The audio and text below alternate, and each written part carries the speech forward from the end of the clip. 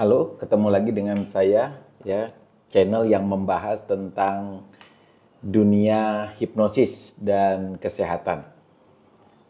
Teman-teman yang umurnya masih muda ya, biasanya keinginan tahuan akan pasangannya supaya jujur itu begitu besar ya. Jadi kalau lagi teman-teman yang adik-adik saya ini lagi pacaran, pasti ingin tahu apakah dia adalah orang yang paling dicintai oleh pasangannya. Begitu juga dengan rekan-rekan yang sudah menikah, tentu menginginkan pasangannya jujur ya, apa adanya ketika ditanya mengungkapkan sesuai dengan fakta.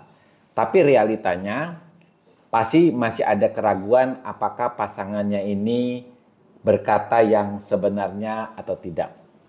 Lalu teman-teman mulai bertanya, apakah hipnotis bisa membuat seseorang bisa berkata jujur atau tidak? Nah, kali ini videonya dokter membahas khusus apakah hipnoterapi bisa digunakan untuk membuat seseorang bisa menjadi jujur, mengungkapkan apa yang ada, bahkan pacar-pacarnya bisa diketahui sebelumnya. Oke, kali ini kita bahas ya. Kita berbicara dulu tentang hipnosis. Hipnosis itu adalah diterimanya sugesti atau saran tanpa kritik. Jadi kalau kita tanya, memberikan pendapat, maka pendapat kita diterima oleh pikiran orang tersebut. Kita anggap klien ya, atau suyet. Nah, teman-teman, ketika kita bisa menghipnotis seseorang, berarti seseorang itu dalam keadaan yang disebut dengan trans. Kita berbicara pikiran manusia. Jadi pikiran manusia itu adalah pikiran sadar dan pikiran bawah sadar. Kalau kita berbicara orang dalam keadaan trans, biasanya kita berbicara tentang pikiran bawah sadar seseorang. Di sini pikiran bawah sadar seseorang memuat tentang memori sejak kecil sampai terakhir. Perasaan, rasa suka, rasa happy, rasa senang. Jadi yang kita mau tahu, apakah pasangan kita itu memiliki masa lalu yang mungkin ditutup-tutupi, ya, atau apakah dia benar-benar cinta dan sayang dengan kita ya, orang yang menghipnotis. Nah, teman-teman harus tahu ya, orang yang dalam keadaan terhipnotis pun kesadarannya masih tinggi. Orang itu masih bisa berbohong, masih bisa berdusta. Jadi teman-teman ya, jadi kalau kita mau mengharap seseorang untuk jujur walaupun dalam keadaan terhipnotis, tentu jawabannya tidak bisa. Tapi jangan di skip dulu ya, ada caranya.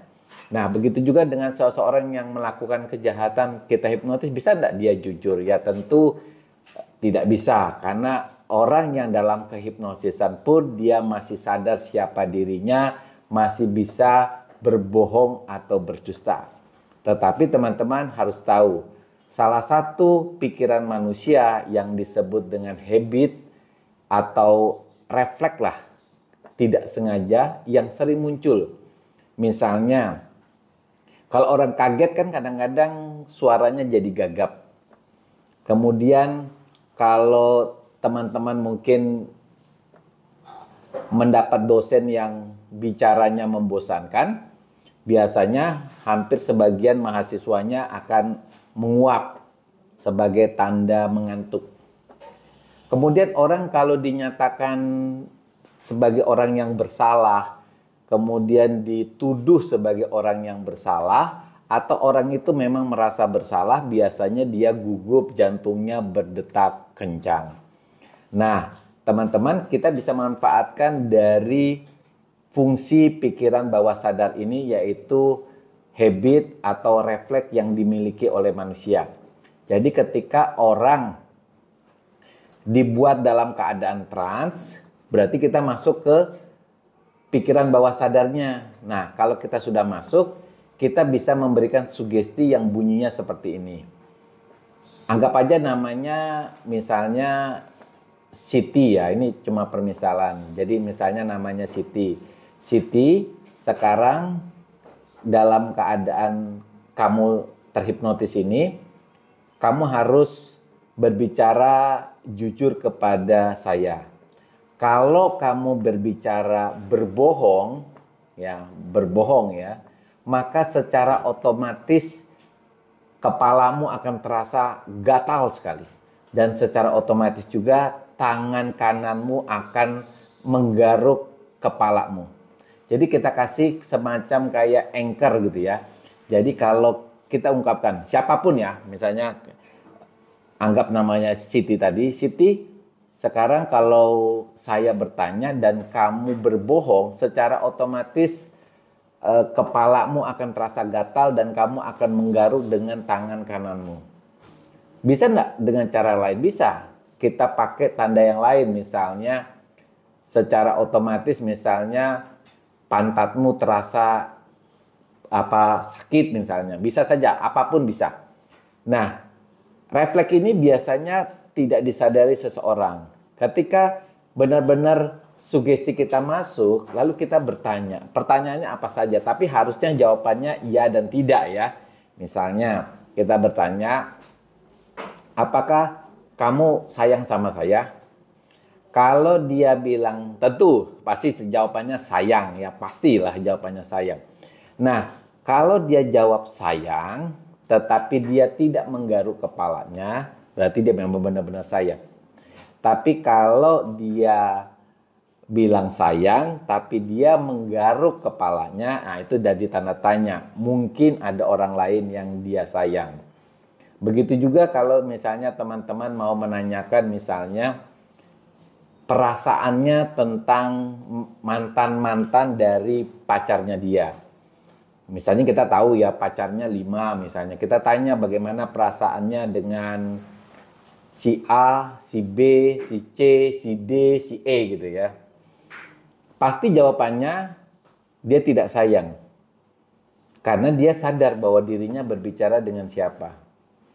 Tapi refleks yang terjadi kalau dia bilang tidak sayang, tapi dia menggaruk kepalanya, itu bisa tanda bahwa dia masih sayang dengan orang tersebut. Anggap aja lah dia menggaruk kepalanya pada saat kita menyebut nama inisial C gitu ya. Dia jawab tidak sayang, tapi dia menggaruk kepalanya dengan tangan kanannya. Berarti dia masih memiliki perasaan ya. Masih itu bukan berarti sedang mencintai ya. Masih artinya mungkin aja dia dulu putus tapi perasaan sayangnya masih ada.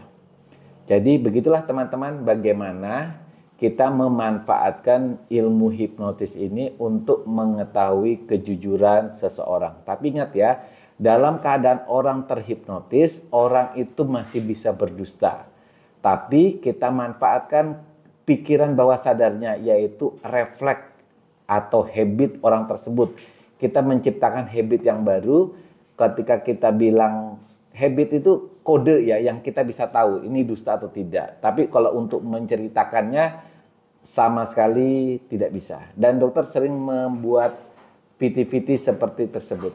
Oke teman-teman, yang ingin mengetahui pasangannya memiliki perasaan cintanya atau tidak, bisa berguru dengan dokter, bisa memanfaatkan ilmu hipnotis ini. Oke, tetap semangat.